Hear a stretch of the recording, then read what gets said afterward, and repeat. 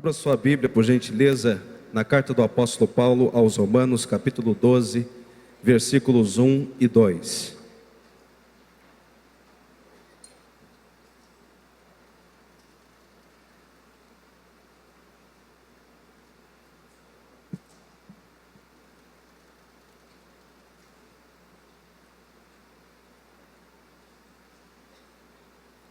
Romanos capítulo 12, versículos 1 e 2. Nós estamos, amados, trabalhando a série de mensagens Vida no Altar, e hoje eu estarei dando continuidade nesse assunto, falando hoje sobre vida no altar é vida de sacrifício. Repita isso comigo nessa noite: vida no altar é vida de sacrifício. É vida de sacrifício. Romanos capítulo 12, versículos 1 e 2, assim nos diz: Rogo-vos, pois, irmãos, que apresenteis o vosso corpo por sacrifício vivo, santo e agradável a Deus, que é o vosso culto racional. E não vos conformeis com este século, mas transformai-vos pela renovação da vossa mente, para que experimenteis qual seja a boa, agradável e perfeita vontade de Deus. Amém, queridos? Mantenha sua Bíblia aberta e também o seu coração nesse momento.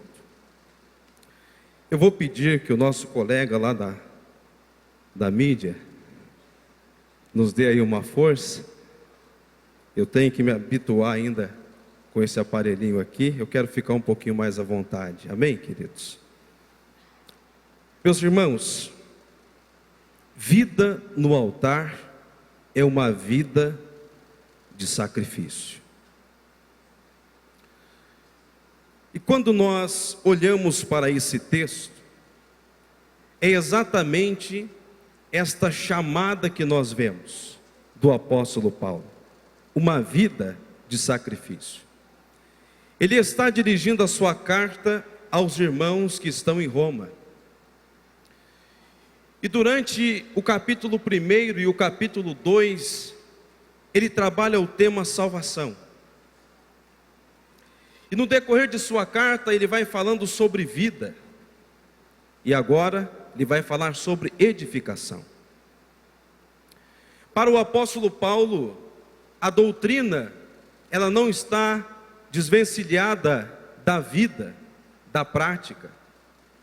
Se num primeiro momento ele está levantando muitas questões doutrinárias, ensinando os irmãos de Roma como que eles deveriam receber a salvação, como que eles deveriam entender a graça de Deus, agora ele está convocando esses irmãos a viverem uma vida prática, de alguém que entendeu, de alguém que recebeu a salvação em Cristo Jesus.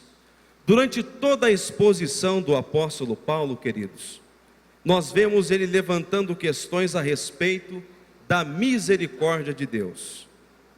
E agora ele faz uma junção entre tudo aquilo que Deus fez e o sacrifício que nós agora devemos fazer. Ele usa no início do verso, se você acompanhar comigo verá, vamos juntos, a primeira parte do verso ele diz assim: Rogo-vos, pois, irmãos, pelas misericórdias de Deus.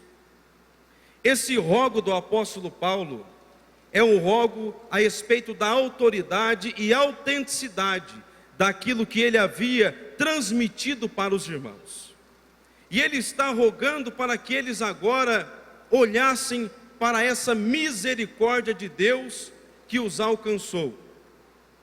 E quando nós, queridos, olhamos para a história da misericórdia de Deus, nós ficamos maravilhados. E para o apóstolo Paulo não tem como, é impossível uma pessoa apresentar o seu corpo como sacrifício vivo, se ela não olhar atentamente para as misericórdias de Deus. São as misericórdias de Deus que irá impulsionar essa pessoa a oferecer. Repita comigo: oferecer. Quando nós olhamos para as misericórdias de Deus, então nós somos impelidos a apresentar algo ao Senhor. Diz o apóstolo Paulo: rogo-vos, pois, irmãos, pelas misericórdias de Deus. Você é alguém que foi alcançado pela misericórdia de Deus? Você se considera uma pessoa abençoada pelas misericórdias de Deus? Sim, deveras, Deus fora muito misericordioso na história da humanidade. Foi misericordioso quando Adão e Eva pecaram contra ele, manifestou sua misericórdia. Foi misericordioso para com a família de Noé. Foi misericordioso com os patriarcas, com Abraão, Isaque e Jacó. Ele foi misericordioso com o povo de Israel. Ele foi misericordioso com toda a humanidade. E onde está a manifestação da misericórdia de Deus? Consiste em Ele ter enviado o seu Filho Jesus Cristo ao mundo. Você então já parou para pensar em tudo que Deus fez por você? Só por um instante.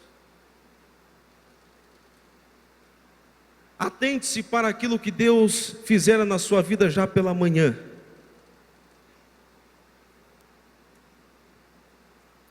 Nós às vezes não conseguimos perceber a manifestação misericordiosa de Deus logo quando abrimos os nossos olhos pela manhã. Nós estamos tão ligados no automático que não percebemos.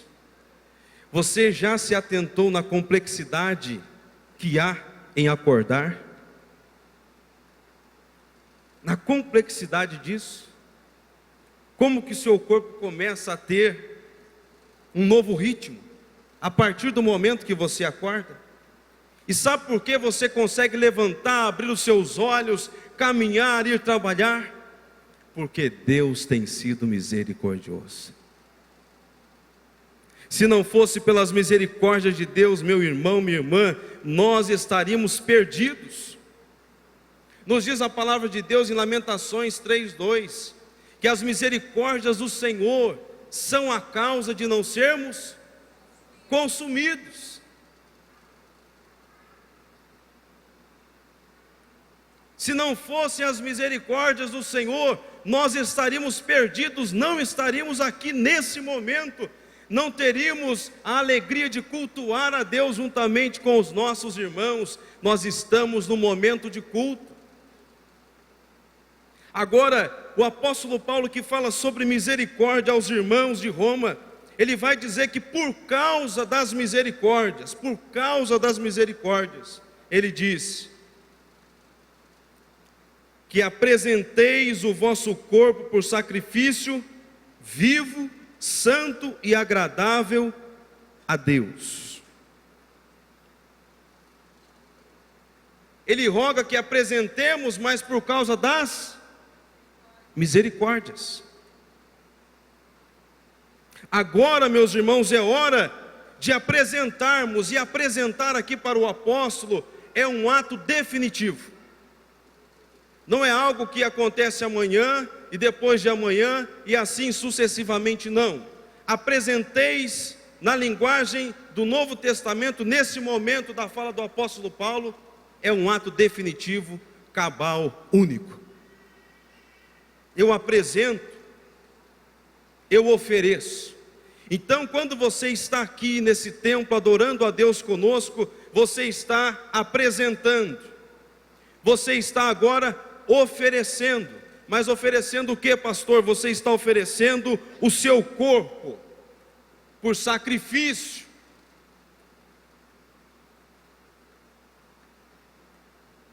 Eu gosto dessa leitura que o apóstolo Paulo sempre faz, e dessa ponte que ele sempre faz com o Antigo Testamento a respeito do sacrifício.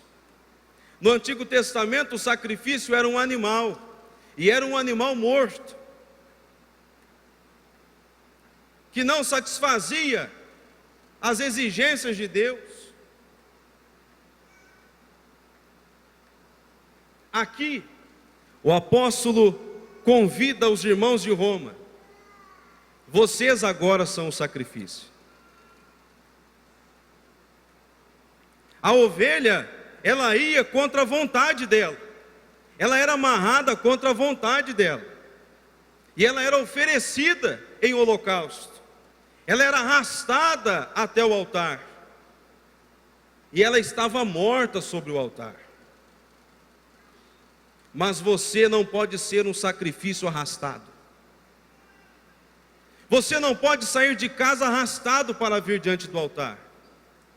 Você não pode sair de casa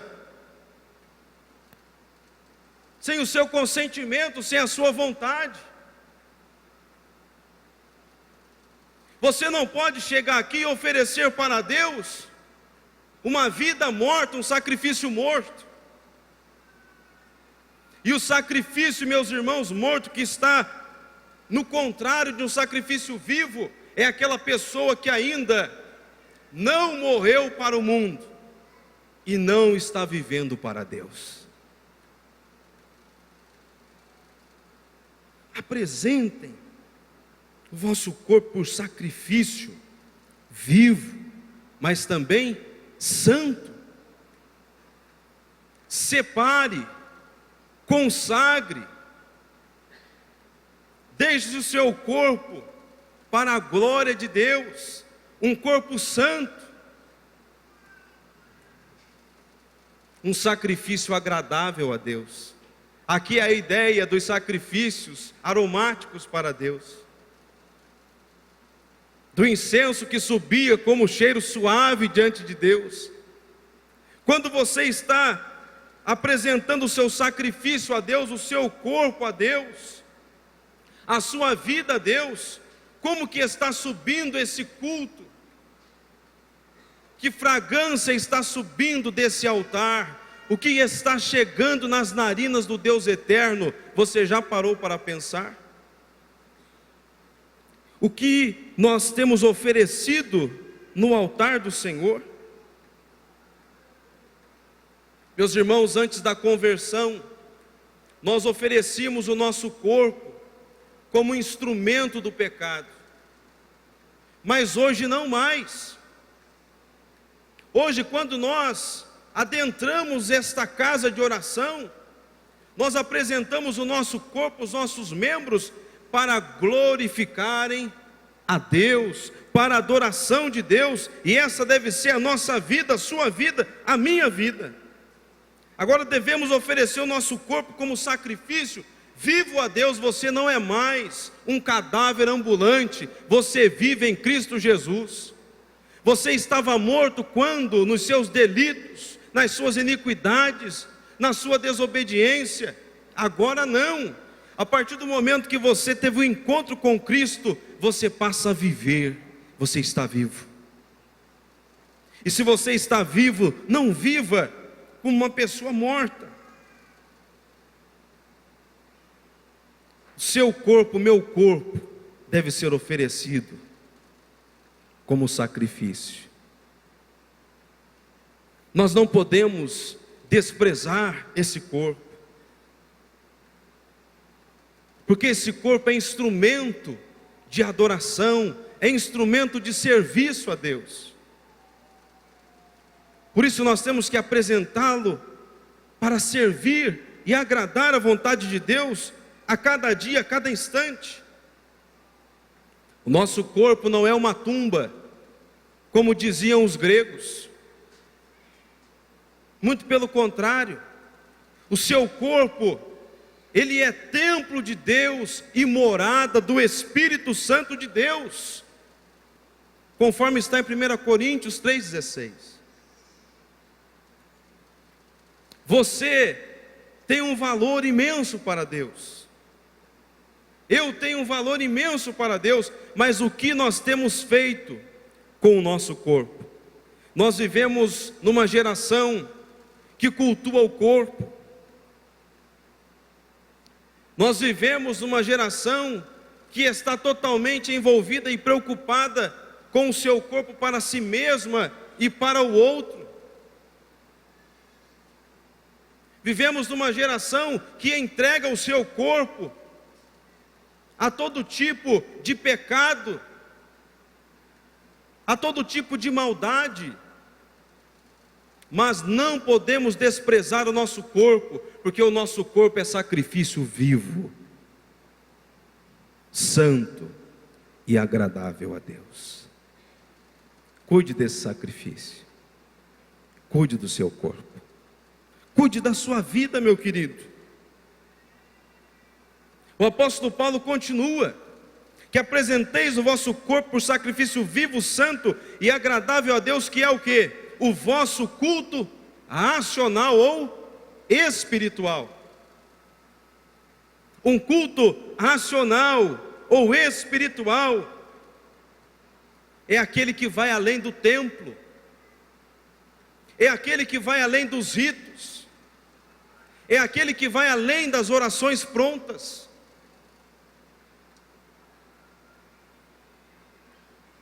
Eu penso que hoje nós vivemos num tempo de muita religiosidade. A sociedade em geral, ela está bem religiosa, mas o culto não tem sido um culto racional, porque não tem tido expressão coerente com relação àquilo que se fala e àquilo que se vive, aquilo que se prega e aquilo que se faz. Culto racional, repita comigo: culto racional é culto que tem coerência. E sabe o que é coerente?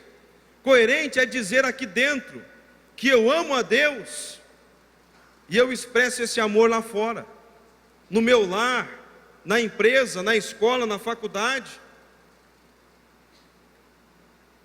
Isto é coerência.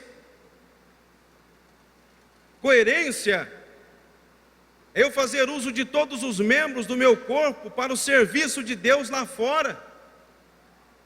Isto é coerente. É não entregar os meus olhos à cobiça, à maldade.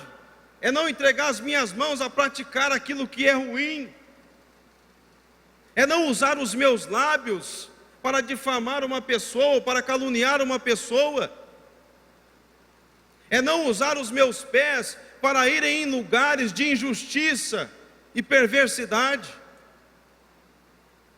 Mas é usar todas as minhas faculdades, todos os meus membros, para servir a Deus e ao meu irmão.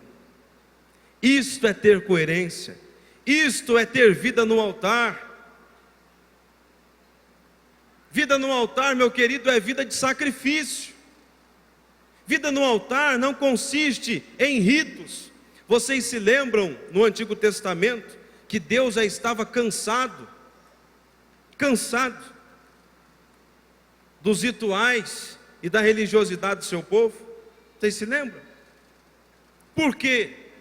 Porque o povo adorava a Deus no templo com os lábios, mas o coração estava distante de Deus. No dia a dia não havia uma prática, não havia coerência. Eu ouvi certa vez, a gente às vezes tem que ouvir isso de pessoas que não professam a mesma fé que a gente, né? Dizia assim: você diz que teme a Deus, essa pessoa não é crente. Você diz que teme a Deus, que é filho de Deus, que quer morar no céu com Deus, mas quando você vai no templo, você acha que Ele não sabe que você fica querendo ir embora logo? Você acha que seu Deus é tão medíocre, tão raso? Você chama Ele de onipotente e Ele não sabe que depois que você sair do culto, você vai parar no primeiro bar, vai tirar um cigarro da carteira,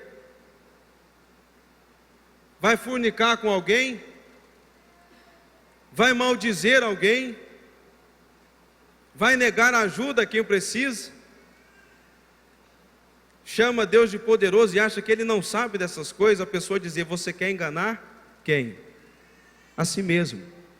E é verdade. enganamos a nós mesmos, quando não há coerência. Culto racional, queridos, é culto coerente, culto vivo, que vai além do rito, que vai além de um momento de levantar tão somente as mãos para os céus, mas também de estender as mãos ao necessitado. Culto racional é culto na vertical, mas também na horizontal. A religiosidade jamais substituirá a praxe cristã, meus irmãos. Nós precisamos entender isto, que vida com Deus, vida no altar é vida de sacrifício. Mas tem gente que serve a Deus e não quer morrer de jeito nenhum. Não quer se oferecer em sacrifício vivo de jeito nenhum. Você vai entender o porquê que o apóstolo Paulo trabalha todas essas questões. Um filósofo grego, era adolescente na época do apóstolo Paulo, Epíteto, o nome dele. Ele falou algo maravilhoso que nos ajuda a entender essa questão da coerência. Ele disse o seguinte: se eu fosse um roxinol, eu faria todas as coisas que um roxinol faz.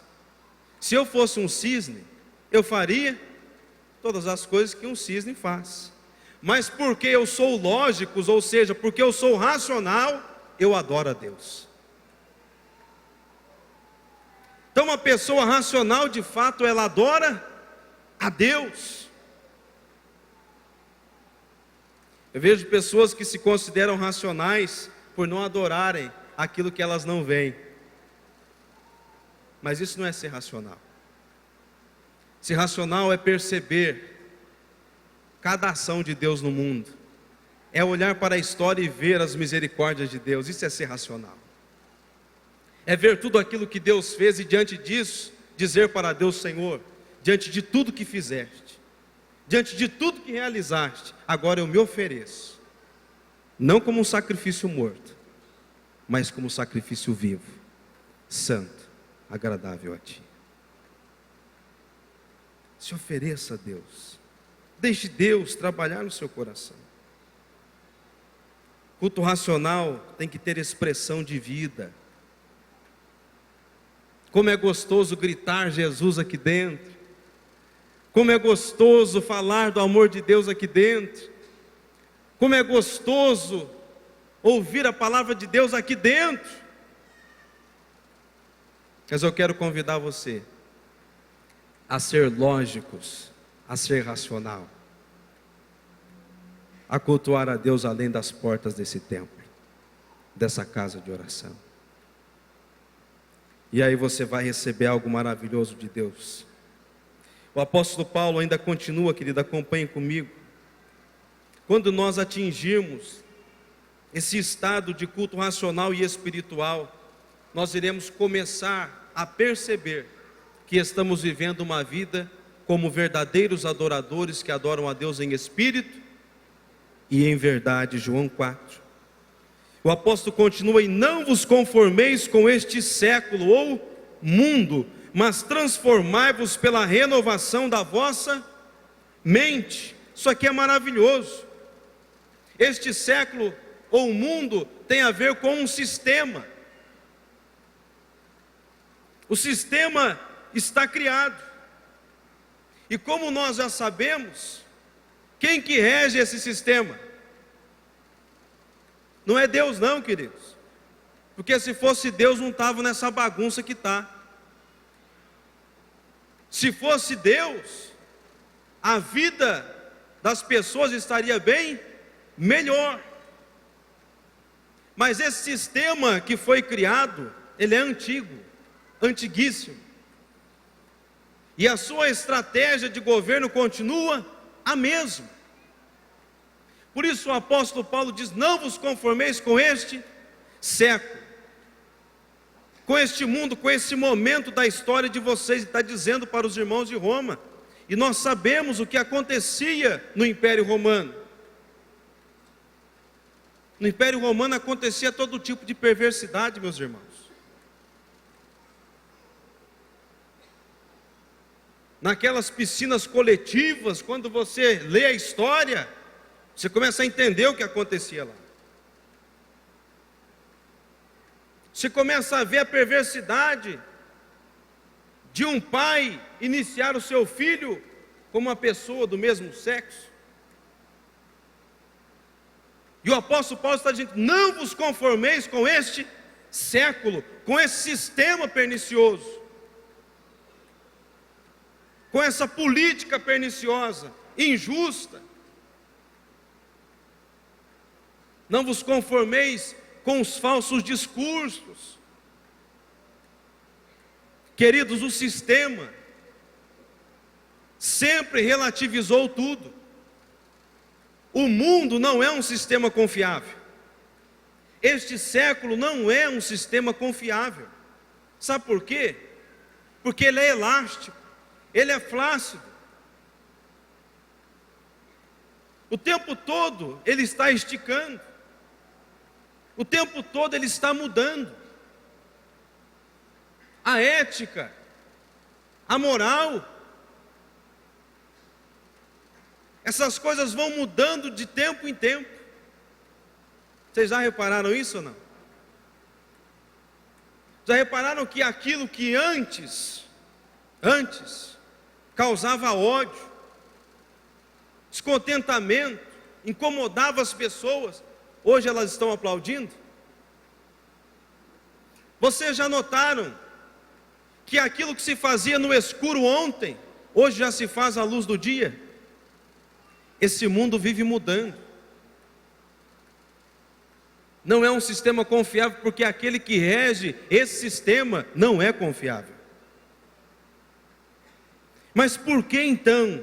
Por que existem tantas pessoas conformadas com este século ou com este mundo? Conformado, pessoas que já tomaram a forma, já se enquadraram, já assimilaram a cultura, o comportamento, já não choca mais.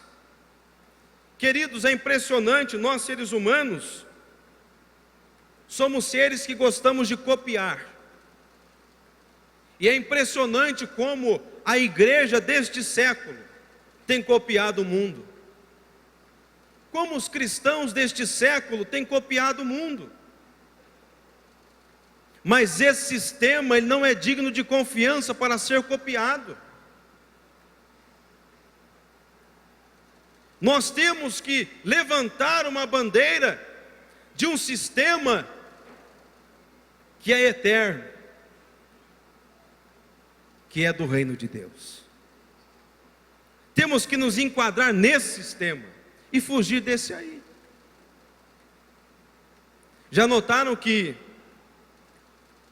as pessoas estão endurecidas, o mundo faz isso com elas. Nada mais choca, já perceberam ou não? Nada mais choca as pessoas. E eu acredito que você, de repente, já está se percebendo não estar chocado também mais. Notícias e tudo que está acontecendo ao nosso redor já não choca mais. Meus queridos, o apóstolo Paulo está querendo nos ensinar que não existe a mínima possibilidade de comunhão entre a igreja e o mundo, entre a igreja e este século. Não vos conformeis, essa ideia de impossibilidade, não tem como você assimilar isso. Se nós assimilamos o mundo, pode perceber, nós vivemos uma vida cristã medíocre, raquítica, fraca, sempre fracos, sempre debilitados, sempre sofrendo. Não há possibilidade de comunhão. Um teólogo certa vez disse o seguinte, vou citar o nome dele, tem gente que gosta, gente que não gosta, mas é o Karl Barth. O Karl Barth certa vez disse o seguinte, que a ética da igreja, ela causa um verdadeiro tumulto e confusão no mundo. E é verdade. O que Jesus causou quando esteve aqui? A ética do reino fez o quê?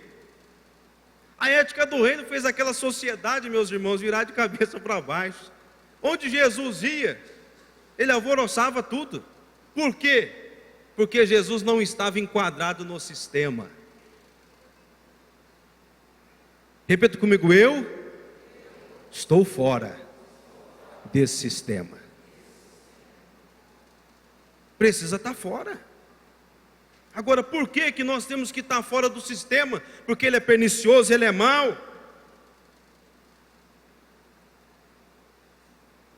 A palavra de Deus, segundo Coríntios 4:4, diz que o Deus deste século cegou o entendimento dos incrédulos. Nós não devemos, queridos, ficar buscando referência naqueles que não temem a Deus, naqueles que não servem a Deus. Escuta uma coisa: a moda muda, tecnologia vive mudando, ciência muda, mas a palavra de Deus é imutável, a vontade de Deus é imutável, e ela é boa para você e para mim.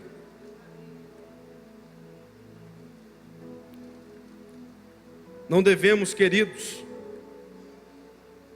assumir a forma desse mundo jamais. Se de fato você e eu fomos comprados pelo sangue de Cristo,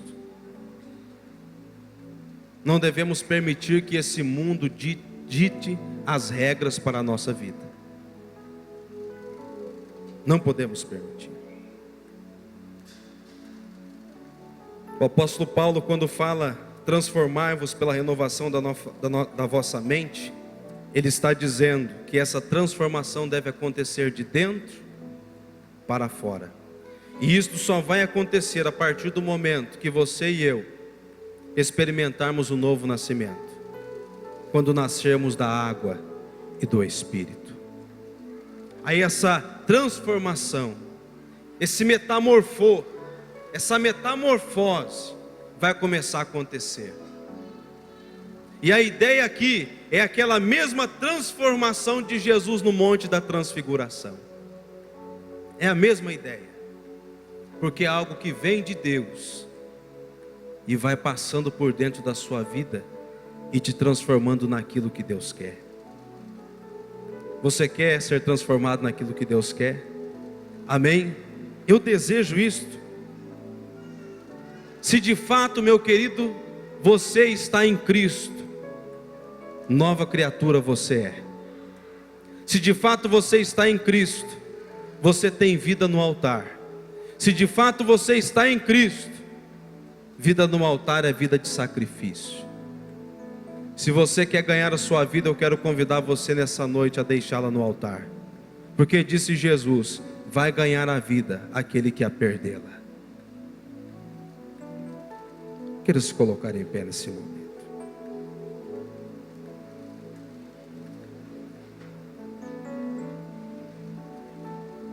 Por que que Paulo convida os irmãos a oferecerem seus corpos? Por que que Paulo pede aos irmãos para oferecerem um culto racional? Por que que Paulo pede aos irmãos que não se conformeis? Por quê? Por que que Paulo convida os irmãos à transformação? Para experimentarem qual seja a boa, agradável e perfeita vontade de Deus. Você que quer experimentar essa boa, agradável e perfeita vontade de Deus, você que a partir de hoje quer colocar a sua vida no altar e oferecer a sua vida como sacrifício vivo, eu quero convidar você rapidamente a vir aqui à frente. Ofereça. Senhor, até agora eu tenho vivido para mim mesmo, até agora eu tenho negociado com o sistema, mas eu quero oferecer o meu corpo em sacrifício vivo a Ti nesta noite, porque eu quero experimentar a Tua vontade. A vontade do Senhor, ela é boa, ela é perfeita, ela é agradável. Jesus Cristo no Getsêmani disse: Senhor, seja feito conforme Tu queres. Porque a vontade de Deus sempre é melhor. Sempre é melhor. Feche seus olhos nesse momento. Cante comigo essa canção, mesmo no seu lugar, não tem problema. Vem o Senhor minha vida oferecer. Vem o Senhor minha vida oferecer como oferta de amor, como oferta de amor e sacrifício. Quero minha vida a te entregar como oferta viva, como oferta viva em teu altar. Pois para te adorar, Senhor, pois para te adorar foi que eu nasci. cumpre em mim, Senhor, Cumpre em mim o teu querer, faça o que está em teu coração, e que a cada dia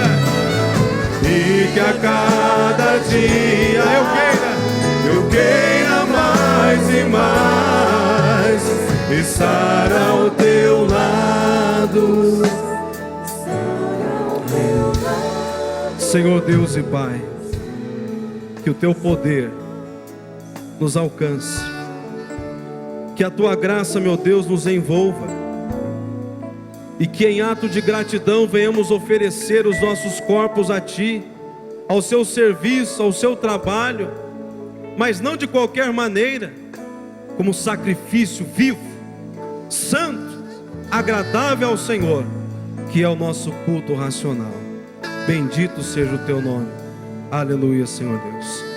Receba a bênção do Senhor. Que o amor de Deus o Pai, a graça e a paz do nosso Senhor e Salvador Jesus Cristo, a comunhão e a consolação do Espírito Santo de Deus permaneça com todos hoje e para todo sempre. A igreja diz amém. Vão na paz de Cristo. Deus os abençoe.